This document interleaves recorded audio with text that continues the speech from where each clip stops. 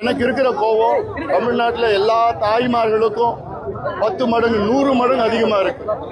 நீ தமிழ்நாட்டில் ஒரு பெண் வெளியில பள்ளிக்கூடம் போயிட்டு திரும்பி வருமா அந்த சந்தேகம் அந்த தாய்க்கு இருக்கு. பத்திரமா வந்துருமா? கல்லூரி போய் படிச்சுட்டு ஐயோ நீ எப்போ வரும்னு காத்துட்டு இருக்கிற. வேலைக்கு போயிட்டு திருப்பி வீட்டுக்கு வர்றதுப்போ ஐயோ வந்துருமா, பத்திரமா வந்துருமா? ஏன்னா தினமும் பார்த்துட்டு இருக்கும், தினம் செய்தி. இதுல என்னன்னா இந்த வழக்கு இந்த பிரச்சனை வெளியில வர்றதெல்லாம் வெறும் 15% 20% தான். வெளியில வராது 80% வெளியில வரல. ஏன்னா வெளியில சொன்ன அசிங்கம், குடும்பத்துக்கு அவமானம், அது சொல்லாம இருக்கிறாங்க. அதனால இப்படி ஒரு மோசமான ஆட்சி இது வரைக்கும் தமிழ்நாடு பார்த்தது கிடையாது. முதலமைச்சருக்கு என்ன நடக்குதுன்னு கூட தெரியல. அவர் தினம் விளம்பரப்படுத்த நடிச்சிட்டு இருக்கிறார், அவ்வளவுதான். ஊழல் இருக்கிறது, இம்மில் இருக்கிறது, அப்படி இருக்கு இப்படி இருக்கு சொல்லிட்டு இருக்கிறார். அது என்னன்னு அந்த அர்த்தம் அவருக்கும் தெரியாது. அதனால பாலியல் கொடுமை அதிகமா நடந்து காவல்துறை என்ன பண்றாங்க? நீதிமன்றம் தலையிடுலையா? இது காவல்துறை தான் கேட்கணும். நாங்க காவல்துறை சும்மா முதலமைச்சர் வராரா, துணை முதலமைச்சர் வர அவங்களுக்கு பந்தோபஸ்துக்காக தான் போயிட்டு இருக்கிறாங்க. எப்பேற்பட்ட ஸ்காட்லாந்து யாருக்கு நிகரான காவல்துறை, நல்ல அதிகாரிகள் இருக்கிறாங்க, ஆனா பனிஷ்மெண்ட் போஸ்ட்ல இருக்கிறாங்க. இவங்களுக்கு ஜால்ரா போற அதிகாரிகள் வச்சிருக்கிறாங்க.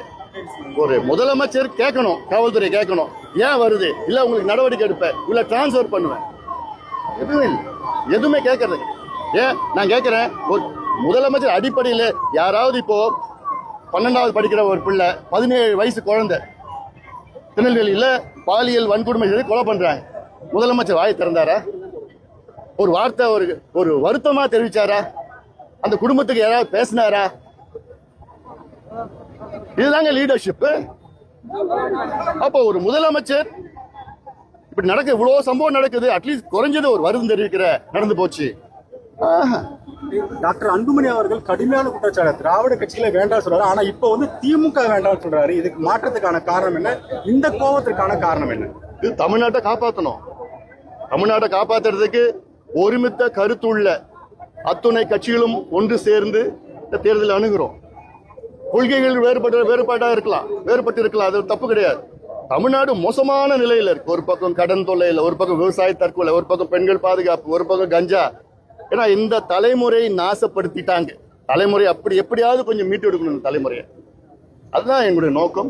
கிட்டத்தட்ட உங்க கூட்டணி ஓரளவுக்கு செட்டில் ஆன மாதிரி இருக்குது. ஆனா திமுக கூட்டணியில் நிறைய குழப்பங்கள் இருக்குதா சொல்லப்படுது.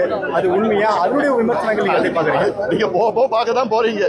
அந்த கூட்டணி திமுக கூட்டணியில் எத்தனை கட்சி வெளியில் வரப்போகுது நீங்க கொஞ்ச நாள்ல பார்க்க போறீங்க. நீங்க ஏன்னா திருப்தி யாருமே கிடையாது. அங்க எத்தனை கட்சின்னு அவங்களுக்கு ஒன்றும் தெரியாது.